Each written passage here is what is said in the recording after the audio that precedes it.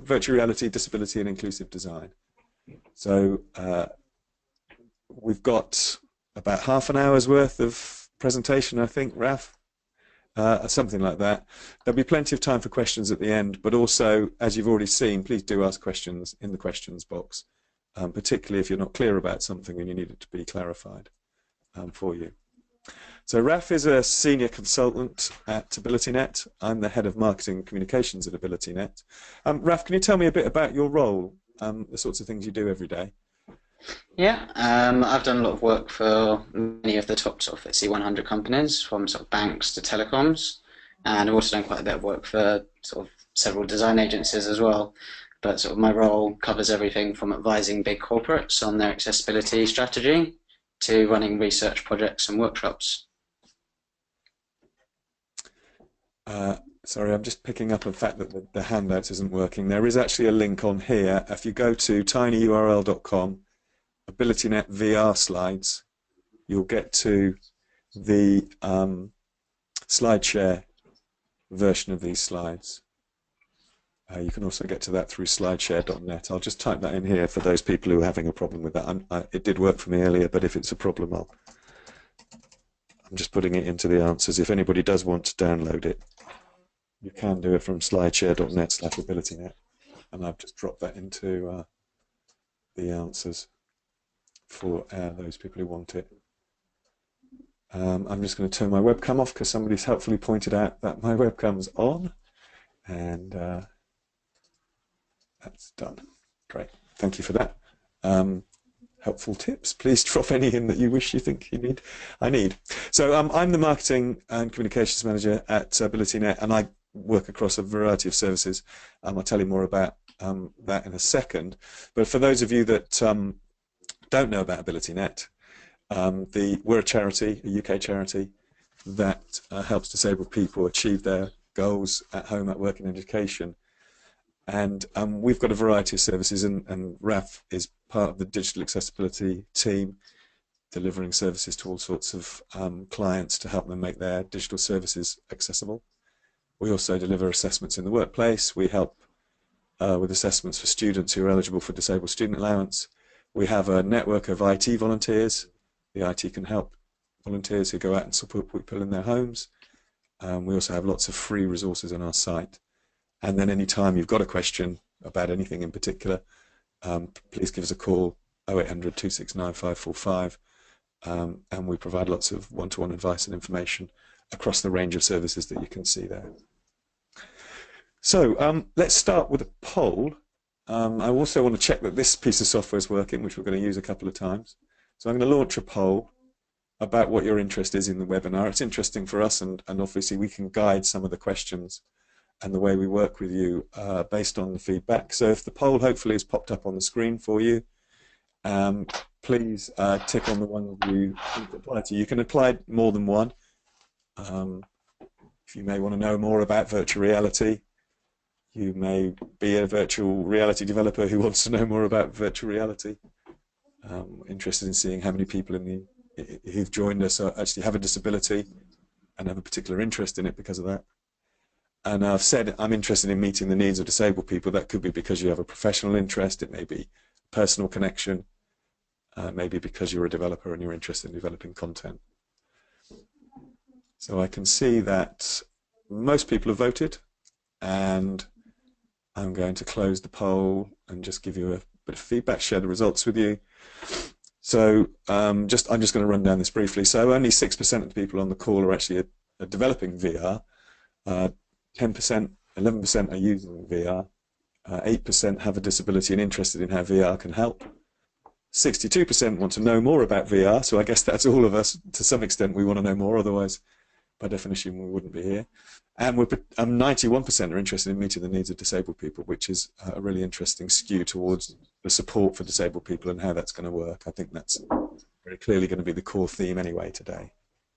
So Raph, I'm going to drive the slides. If you want to let me know when you want to move on to the next one, I'll hide the poll and you can take it away.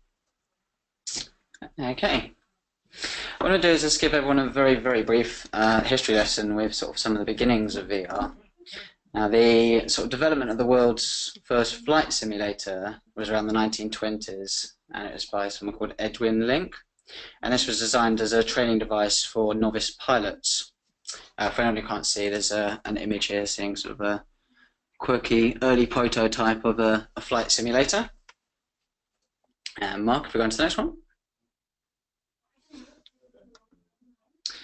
And going forwards a bit now, there was a machine called the Sensorama, and it's built in 1962 by Morton Heilig. I hope I've said that right. And it's one of the earliest known examples of immersive and multisensory tech. What it had was short stereoscopic 3D films, which were displayed on a screen. And the Sensorama also supported some other features listed on this advert. This advert shows things like 3D, wide vision, motion, and so on. And what it had is in this machine, it had things like wind and aromas, which were triggered as you're watching the films, and it also had a tilting chair. And so it was just an early example of more immersive, multisensory sort of tech. Can we move on, Mark? Going forwards again, there are other sort of lots of examples of VR which have been used in popular culture for many years. So, for example, Star Trek used the idea of a thing called holodeck, and this was a virtual environment created with hard light holograms to practice sports and skills. And Red Dwarf also used the idea of VR in more than one episode. If you grew up with Red Dwarf, as I did, then I'm sure you might recognize Dave Lister in this picture here, who used to use the VR machine on their ship to have sex. Move on, Mark.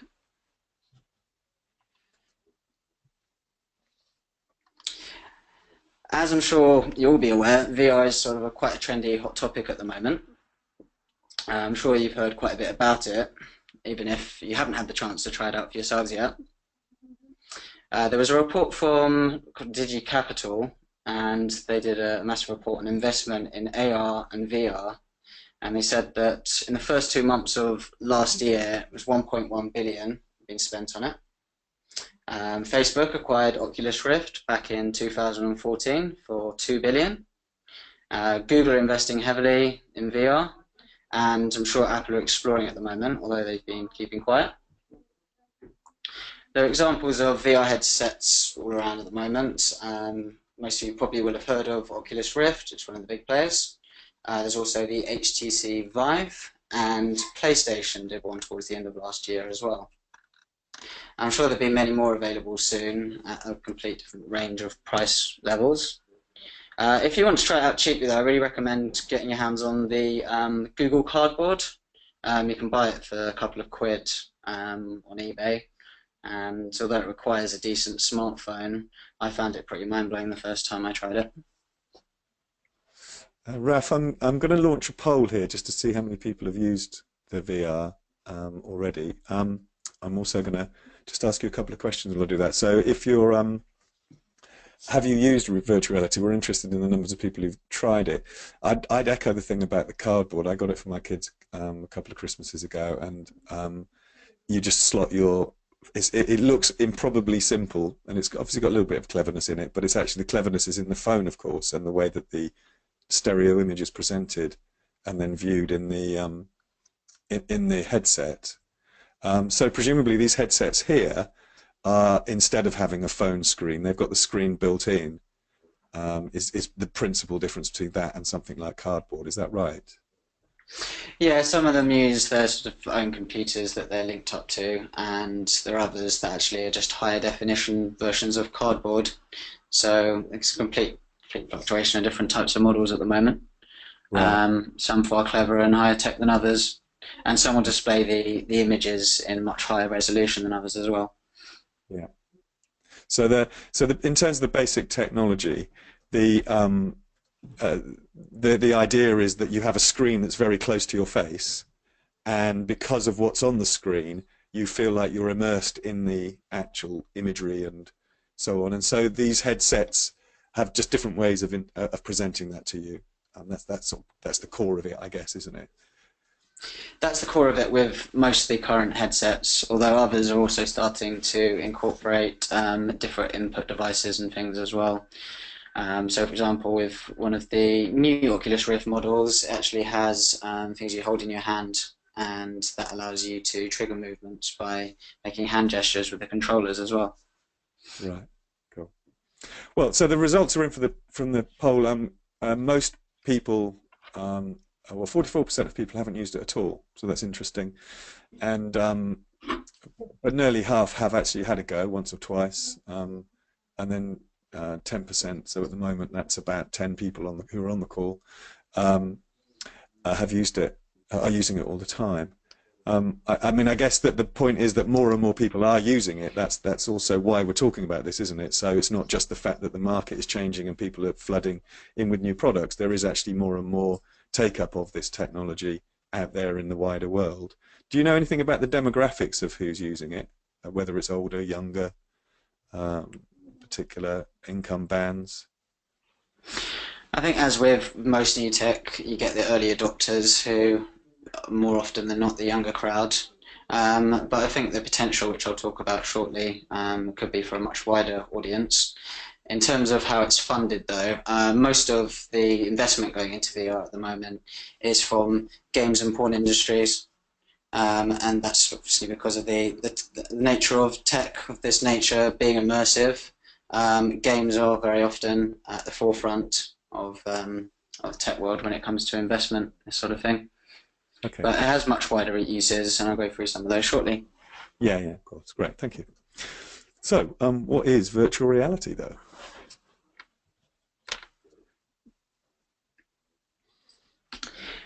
Yeah, so I'm not sure if any of you already have a good description or definition yourselves, but if we move on to the next slide, this is a definition which is taken from the Oxford English Dictionary site, and they say that the definition of VR is the computer-generated simulation of a three-dimensional image or environment that can be interacted with in a seemingly real or physical way by a person using special electronic equipment, such as a helmet with a screen inside or gloves fitted with sensors. But moving on from that, really, virtual reality sort of replaces the real world with a virtual environment created by software and simulates the user's physical presence in this environment to enable the user to interact with the space. Moving on to this slide that Mark's on now, 5 sensors. There are 5 main senses we experience the world with, and we're accustomed to using all 5 senses most of the time. Duplicating this in a virtual environment is crucial to the success of VR. But VR can potentially be a really powerful opportunity to assist people who may have a disability to experience a sense that they might already be missing through other means. We move on up to the next slide. What I'm going to do now for each of the senses is actually talk about some of the benefits and challenges that someone might have when they're facing VR. What I'll do to start with is talk about some of the benefits and challenges that someone who's deaf or hard of hearing might face when they're using VR. So starting with the sort of potential, at the moment VR has a sort of heavy focus on visuals. This means that people who are hard of hearing or deaf are already currently able to benefit from a large part of the experience which is currently offered by most of VR. Some of the challenges, though, could be, for example, in this country, many people who are deaf, particularly if they've been deaf since birth, have British Sign Language, BSL, as their primary language. English is therefore a secondary language for a lot of people who are deaf. But there have been some sort of big steps forward. So there was recently an invention called Sign Aloud, and this is a pair of gloves with sensors, and they can turn sign language gestures into text and speech. It's currently only working with American Sign Language, but I'm sure it will improve in the future. Until gloves like this are integrated into VR experiences, though, there are going to be problems for people who are deaf, where communication is required. Also, there's going to be some users who won't be able to communicate in VR using voice chat.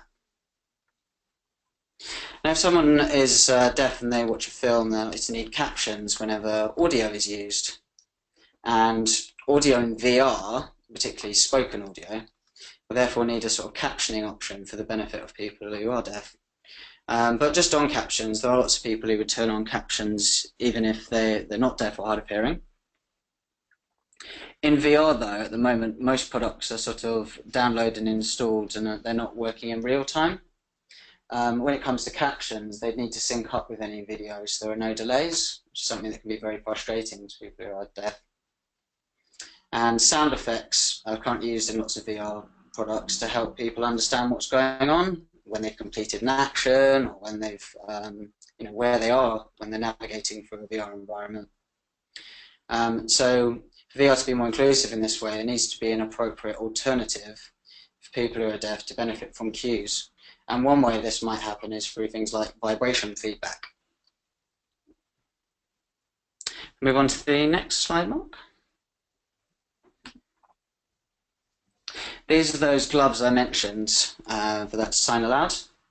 And they have these sensors in them, and they were created by 2 undergrads at the University of Washington. And as I said, they translate sign language into text or speech. So if you can imagine a VR environment, you could have someone with a sort of virtual character, and this user could communicate more naturally with other characters within that environment using sign. So I think there could be a lot of potential for gloves like these in VR to actually break down communication barriers by allowing people who are deaf to communicate with people who don't speak any sign at all. Next slide, please. So looking at sort of future possibilities, a better use of haptic feedback in VR could be really beneficial for all users, but particularly for those who are hard of hearing or deaf. And I think in the future as well, with real-time captioning, it would mean that audio content in VR wouldn't have to be pre-recorded. As just a quick question here, Raf, can you just repeat what the BSL gloves are called, or the gloves that you were just showing? I don't think we had the name on the screen. Sign aloud. Sign aloud, as an ALOUD, presumably. Yeah, that's right. Yeah, cool. Thank you. So moving on to mobility now. Now I think there's potentially huge benefits with VR for people with mobility disabilities. So a person could walk around and, not just be restricted to the places that, for example, their wheelchair could go. So VR could simulate them climbing mountains, skateboarding, or swimming in the sea, for example. Some of the challenges be, for example, that because some people don't have use of all their limbs, it's important to have alternative input devices as much as possible. This isn't just for VR, this goes for use of all technology on the whole. But there are some games that do this quite nicely when it comes to alternative input devices. So there's a game called Land's End, which was designed by a design agency called Us2. And what this has is a gaze-based mechanic. So someone doesn't actually need to move their body around physically in order to navigate through this game. And I won't go into too much detail on this, but another thing when it comes to the challenges with mobility, when it comes to things like the camera level that's used for some of these devices. So with the HTC Vive, it has a front-facing camera, and this actually allows you to see what's going on so that you don't trip over chairs and so on if you are moving around. But what it does is it automatically places the camera level of the user at something closely approximating their natural head height. Although this has some nice features for people who can move around freely, it can be really challenging for someone who's, for example, in a wheelchair if they're not able to stand up or bend down because of the way that the camera is adjusted with your eye level when you're moving around. And what this means is that with the HTC Vive, it could currently be really challenging for someone if they're in a game environment, for example, and they needed to get to a high cupboard. So therefore, with things like HTC Vive, there needs to be a way of adjusting the head height camera levels in these games so they don't restrict people with mobility disabilities. Can I just check it again? Sorry, yeah. I've just got a question, and that was Yeah, Land's End, I think you said, wasn't it? The game. yeah, that's right. Did you say there was some sort of name for the mechanic in the game about how you adjust the settings? I mean that within that particular game there's a way of changing the height. Is that the point, or is it just had a particular feature the way you could walk around? No, so sorry, it's an eye gaze based mechanic in Land's End. But what I was talking about with the challenges is that with things like HTC Vive, the head height and controller location of the user is automatically tracked by using the camera level. And what we're saying with HTC Vive is that it actually needs to have improvements so that it's not restricting people who are unable to stand up or bend down, for example. Yeah, cool. And somebody's helpfully pointed out that this is a lot like what happened on Avatar with one of the characters who had restricted movement. Right. Mm. So we moved on to the next slide. Sorry, thank you for that. Yeah, that's fine. It's got a picture here of a man called Walter Greenleaf, and he works in the States and has been developing virtual reality environments to help people in wheelchairs. Lots of the work isn't actually released at the moment, so it's difficult to find much information on this. But their goal is to help people practice navigating virtual environments to equip them for the real world. And one example of this is they've done some work around helping people with, for example, cerebral palsy, confined to wheelchairs, to actually use VR to operate things like telephone switchboards and play handball and dance and so on. Cool. And if you move on, Mark, to the future possibilities, I've already mentioned that I think there's huge potential benefits when it comes to mobility with VR, because people could potentially do all sorts of things that perhaps they used to do before, for example, they had an accident, might have put them in a wheelchair, or restrict their movement in some way, or experience things they've never been able to do, such as surf, jump, all sorts of things.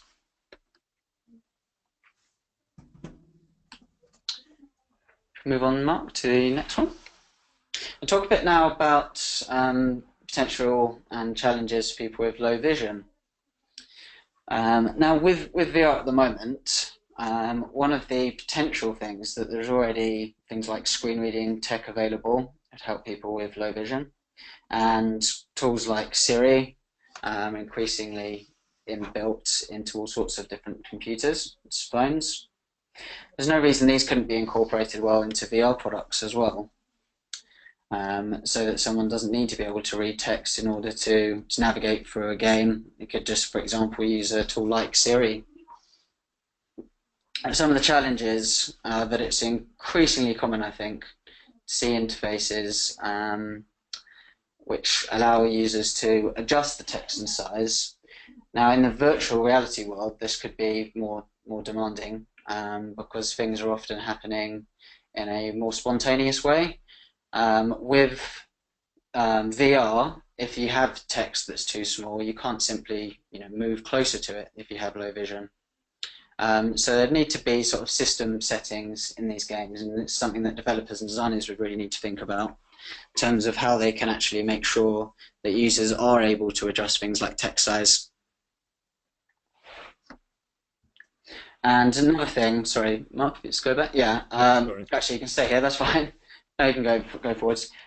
This is moving on to this example. Actually, is that stereo blindness, which is the inability to see in 3D using stereo vision, is a real challenge with VR. But people with stereo in there in the description, and we haven't quite discussed. That word hasn't come up yet.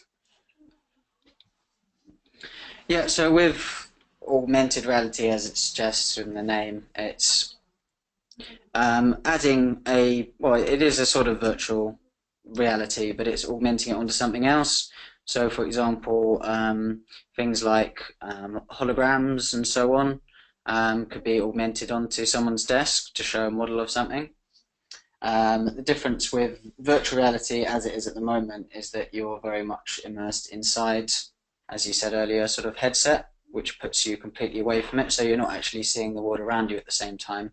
But a lot of these sort of lines being blurred anyway, because with things like HTC Vive, it's not just you inside a headset, it is also using a camera so that someone's able to actually experience what's going on around them at the same time.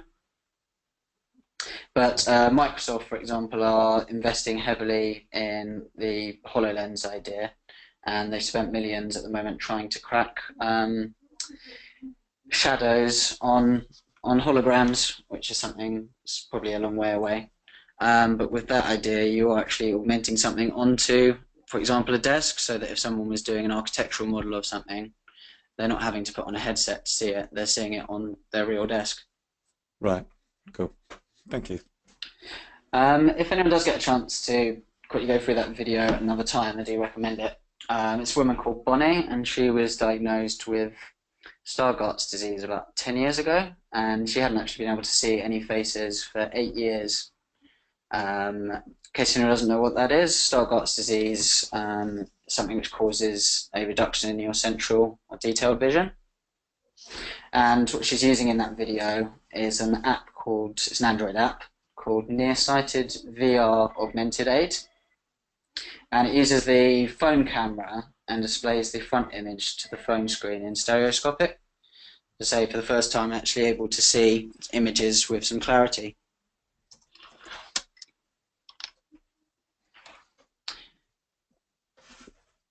Moving on to sort of future possibilities with VR for people with low vision, is that VR could really help people with certain eye conditions see things again by defining objects with greater contrast and clarity.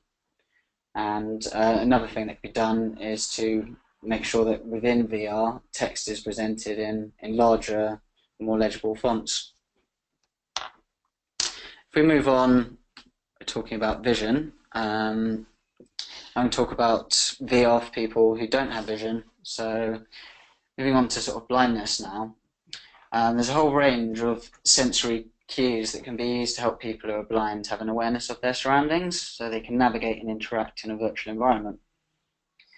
Now, even if someone can't see at all, there's real benefits picking up on these other sensory cues with VR, having things like haptic interfaces. So, for example, you can have controllers or surfaces that allow people to get haptic feedback using touch to better understand when something's happened in a VR environment or where they are. And the same thing applies to many of the other sensory cues. So, for example, having 3D sound in a VR environment could really help someone understand with sort of spatial awareness as to what's going on, where they are.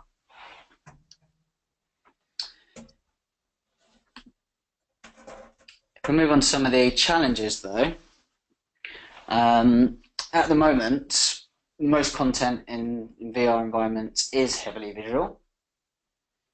And at the moment, VR environments aren't designed to work with screen readers. So, for example, if someone was very used to using a desktop screen reader, such as JAWS or NVDA, or if they're using a smartphone device with something like VoiceOver or TalkBack, there aren't, as far as I'm aware, any VR environments at the moment which are designed to work smoothly with any screen readers. Move on. So I've got this case study here of this device called Orcam. Although it's not quite VR as one might know at the moment, what it does is it uses a camera which is attached to some glasses, and then using these glasses with the camera, it feeds back information about what's there in front of someone as spoken audio to someone, so that they can understand what's going on around them and what's there. So you can read books and so on using this camera, and it feeds it back as spoken audio.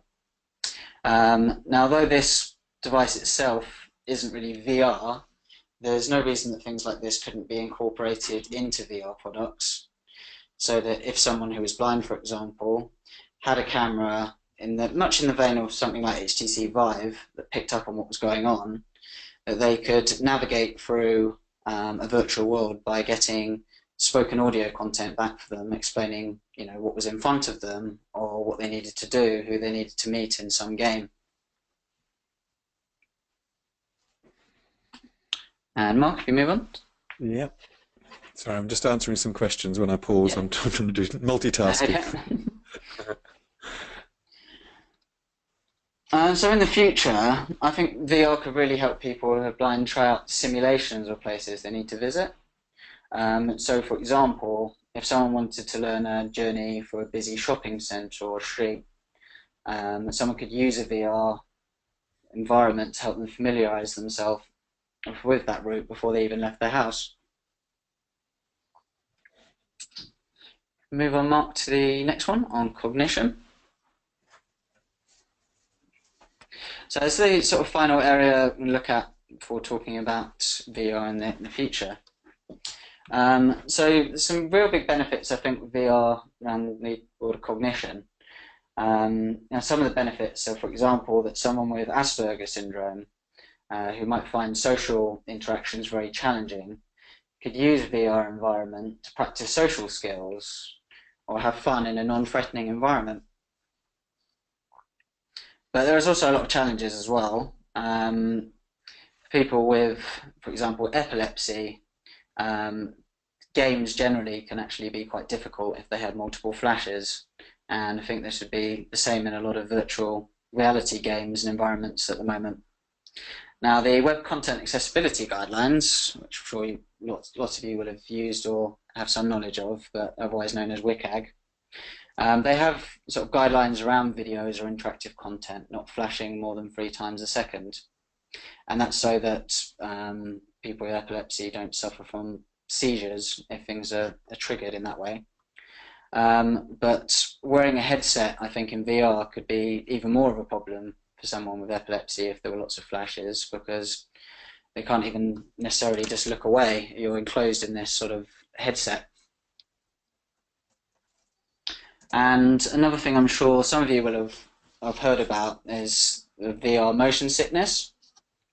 And research into it is still in its relative infancy. What it is it's thought that motion sickness occurs when a user's expectation, based on their previous experience, is at odds with their vestibular system and non-vestibular proprioceptors. Now, there is a lot of work going into how to stop unnecessary motion sickness, and I've actually put together a few things I found in this really useful article that I can share with you afterwards. But to reduce motion sickness, it's thought that having sort of fewer sharp camera angles and sudden accelerations can really help. And also just making sure users are clearly aware of where they are in a VR environment. There's a lot of motion sickness is caused when people are sort of transported between different places inside a virtual world really quickly.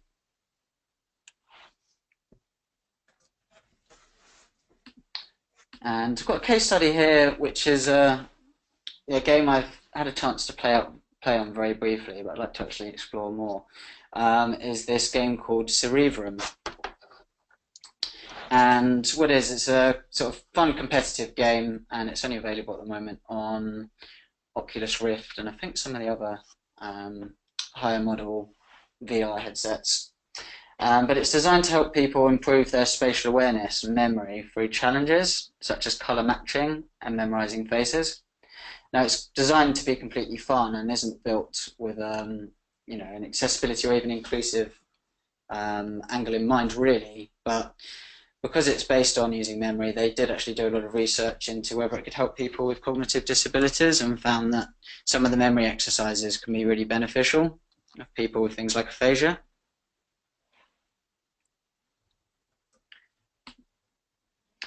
And on the future possibilities, I think VR could really have all sorts of practical uses with helping people with cognition games and exercises to help people improve their speech and so on. I was also reading a really useful article around how it could improve sports rehabilitation. So, for example, if someone had a serious sports injury which affected their vestibular system, VR puzzle games aim to improve people's cognition, could be used as part of their rehabilitation. And VR is actually already being used in some cases to help aid muscle memory recovery for things like stroke. Move on to the next slide now. I've got a picture here which shows something called the Tesla suit. And it's a wireless suit which uses what they call electromuscular stimulation. And what it does is it combines VR to make a more engaging experience. And this touches on many of the things I've already talked about earlier in terms of not just building VR with sort of one sensory one sensory system in mind. So with the Tesla suit, you've got the visual cues inside the game, or the products that are producing with it. You've also got things like haptic feedback through what they call this electromuscular stimulation. They've also been working on sound design heavily with this Tesla suit. Again, all of these things are aimed to actually make it a more immersive experience. At the moment, I think virtual reality, although it's been around for a little bit now, and I gave some examples of earlier models of what we called VR from years and years ago. As we know it today, it's still in its relative infancy, and I think it would be really interesting to see whether there's any serious investment from companies capitalizing on the inclusive potential of VR. As I touched on earlier, VR really needs to start taking into account all of our senses for it to be more realistic. And not only would this make VR more engaging for people, but it would also mean there are sort of fallback senses in place which people can take advantage of. So if someone is deaf and can't take advantage of audio, they'd still be able to experience VR using their other senses. At the moment, most VR is very visually focused, and funding is coming from the entertainment industry. I think there's a lot of really, really practical potential for VR to really improve the lives of people with disabilities and impairments.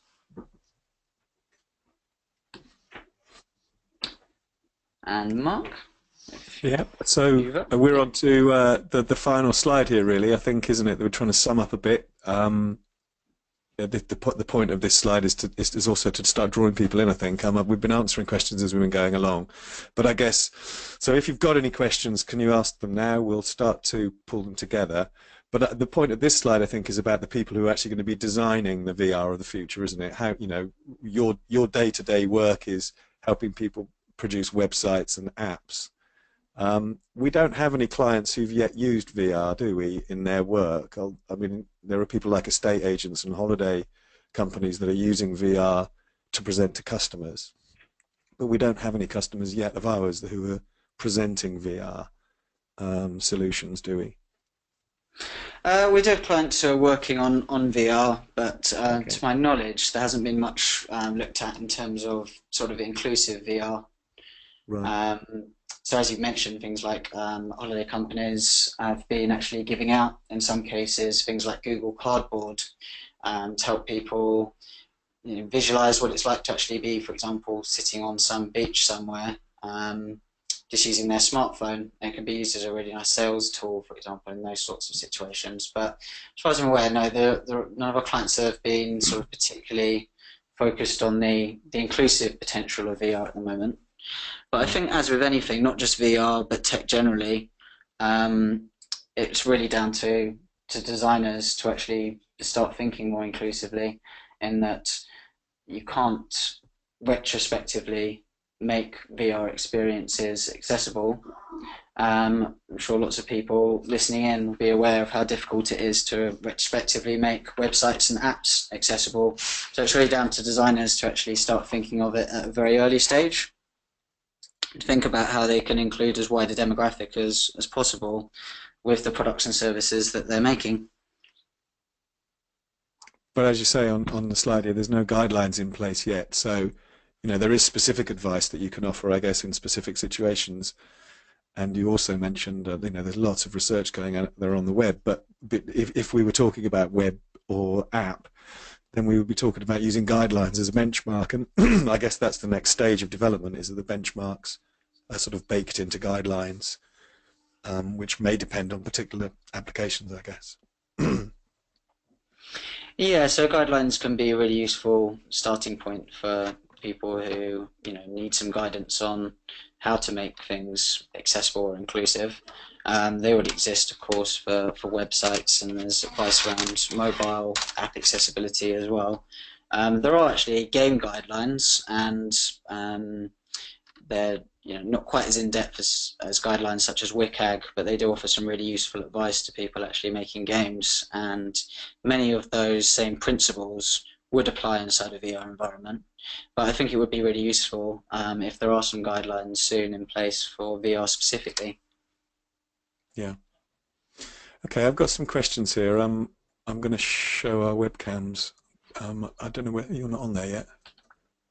Can you share your webcam? This is the Yeah, point I that can do we'll that. take some questions. I got a few points here. I just Yeah, think it's nice to change the screen from time to time. Show them that we're still here and that it's not being done from a tape recorder. yeah. So one question is about the use of VR to demonstrate and help people understand better the impact of disabilities. Have you got any experience of that? Have you seen any applications that are like that? So that I was talking to somebody from the BBC the other day who I think has modelled the environment in the BBC Centre in Manchester to enable people with autism to understand the workplace better. There's lots of those sorts of examples, I think, aren't there, of where the disability is brought to life by the VR in a sense. Yeah, actually, I'm trying to remember the name of the actual application, but I went along to be a participant at the BBC Click event they did a while back on VR, and there was a woman giving a talk there about her experience with, she experienced a sort of epilepsy. I'm trying to remember exactly what the condition was, but she'd used VR to show what experience she had when she experienced a fit. And in her case, she was in some restaurant and being served by someone, and before her fit was triggered, was just going through a typical situation in which she was ordering food from a menu. And when she then suffered the sort of seizure, people in the restaurant assumed she was just drunk. And she had this really nice video that she put together to try and put someone in her shoes to show off, exactly what she experienced. And I think these tools can be great from an empathy point of view to help people understand what it's like to be in someone else's shoes. Yeah. Okay, I'm going to try and whiz through a few more. We've got some really interesting points being made. Any experience of using VR for people with dementia? I've seen that on the TV. I think BBC ran a story about a VR application which is being used to help people prompt their memories and see familiar places. I'm not sure the details of that, but yes, there is something out there, and I think if you put dementia in VR in, you'll find that. Do you know if any VR headset manufacturers have discussed changing the support for the detected headset height within the wheelchair? Sorry, within the VR, so that they recognise where the height is? I mean, is that the next stage where that's much more customised automatically in a sense? I guess that's just a setting. Yeah, I don't know with HTC specifically, with the example I gave with Vive, as to whether they're looking into that at the moment. But yeah, as with anything, I think the more customization you can do, the more personalization you can do inside apps, VR headsets, and so on, the better. I know that a lot of this isn't necessarily VR, but PlayStation, for example, have recently put a load of accessibility features into their system settings so that people can zoom and increase the text size and so on. And although that's great from a system level point of view, it does actually still require game designers and developers to actually think about the games they're doing it so they can do it inside the products themselves. And I think the same would be true for VR. Right, cool. Just a general announcement, if people are asking about the links to what we're doing, they will be published anyway, but also we will, if you've got any links you want us to share afterwards, put them into the questions box now and I'll round them up at the end. There's a couple of nice ones in here. Somebody's asking what a tape recorder is, which I mentioned in passing. They might catch on one day. Somebody's working in Exeter to film an orchestra in 360 degrees to give disabled people and others an experience of what it's like to be in the orchestra. Can you offer any tips? So the production of those sorts of materials, that's the same thing we're saying about those benchmarks, isn't it? That they don't there isn't a benchmark there in terms of producing those sorts of materials. That's a very practical problem in terms of actually trying to think through from first principles, I guess.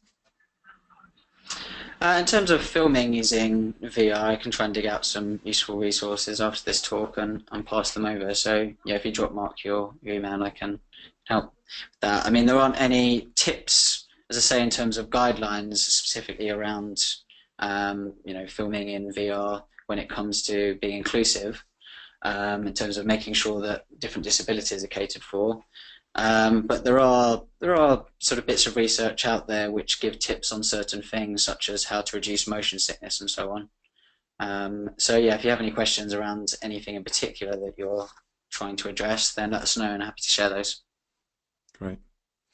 Any thoughts on the use of EEG machines like the Mindwave and their potential in helping those with disabilities, particularly if it's combined with VR? Which I guess is the stuff about using brainwaves to sort of make controls happen, switch level controls and others. No, it's not actually an area that I've looked into, but I'm sure there is a lot of research being done into whether you can trigger navigation input in that way in VR. Okay, and there's another one here about potential application for a smart cane for blind people to help them get oriented. Does it have a connection with virtual reality? I've not come across that. I don't know if you have. No, I've not either actually, but no, I'd be very interested to have a look at that. Great. So I'm going to just jump on. We've got lots of other points in there which I think I'm going to have to answer separately because I need to draw it to a close. Thank you very much for your questions, and there's plenty of chance to keep asking us questions. I was just going to sum up. There was one person asked, where's the best place to follow this sort of thing? Where do you go and look for your information, Raf, to keep track of what's happening with VR? What's going on in the marketplace. Is there an obvious pointer? I don't have an obvious pointer. I suppose for me, I keep up with a lot of things going on Twitter. Either people that I follow who are in the sort of world of UX and inclusive design. Game designers come into that as well, but also there's a lot of really useful sort of blogs and things online that I'm sure people are aware of, like TechCrunch and so on, and they will often flag inclusive products, and especially if they're cutting edge and things like VR and augmented reality. Cool. And just on what Mark's actually talking about, any questions that people might have, yeah, feel free to tweet me or email us if you have any questions. Happy to answer those later. Great. Thank you. I would also suggest that we were going to be doing this again, and this is the first webinar we've run on this topic. And I mean, we've had a whistle-stop tour there. Fantastic summary. Thank you, Raf. But I mean, we've only touched on some of the possible uses. We haven't dug deep into the things that are already there, really. And I can see us doing more and more on this work. It really does seem to have an awful lot to offer in the area of accessibility and disability. And it's a very, very new technology that's beginning to find its feet. And I can see that we're going to be coming back to it again. So another answer is to follow AbilityNet and to look at our blogs. We'll be looking at this topic as often as we can, I think, as it develops. So thank you very much for joining us today. We've had, at some points, we've had just about 100 people on this topic, on this webinar, so that gives you an indication of how popular this subject is, and we've obviously skimmed across it. If you've got any questions, please do ping them in. We're going to be sending out a recording of this webinar afterwards. We will be providing notes with the various links in. We'll update the slides that we've been using today so that they're usable afterwards with the links in them, and publish those on our slide deck, and we'll put blog posts together, as I said, on an ongoing basis around this topic. We do run webinars regularly. We are running webinars next month and the month after, and from then onwards they'll be pretty much regularly in the last Thursday of the month through to the end of the year. The next two that we have planned give you a sense of the other topics that we're going to be covering: digital design and dementia, and building accessible carousels. If you keep track on our website, excuse me, on our news on our website, and we'll be sending out information via our newsletter. If you're not subscribed to our newsletter, I suggest that's the best way to keep track of the sorts of things that we're doing. And we've had some real-world events as well. We have one coming up on the 28th of February in London, which is about the NHS Accessible Information Standard and how that affects the lives of disabled people, and particularly the digital components of that Accessible Information Standard. If you don't know anything about that, again, have a look at our website. There's a news story on there which links through to the booking form. It's a free event. It's a workshop format to bring your ideas and your experiences for us to collate and feed into the NHS in terms of their ongoing review process. Finally, if you're interested in using our accessibility services, the sorts of things you can do in terms of testing and having someone like Raph involved in your projects, then please do speak to us. That's an important source of income for us as a charity, and you can request a quote and you can talk to our sales team and they will explain how we can help you and talk you through the sorts of things we can do. So again, thank you very much, Raph. I hope you've enjoyed that. That is your first AbilityNet public-facing webinar. I know you do them all the time for customers, so thanks very much for helping with that. And thank you everybody for joining us. Yeah, thanks a lot.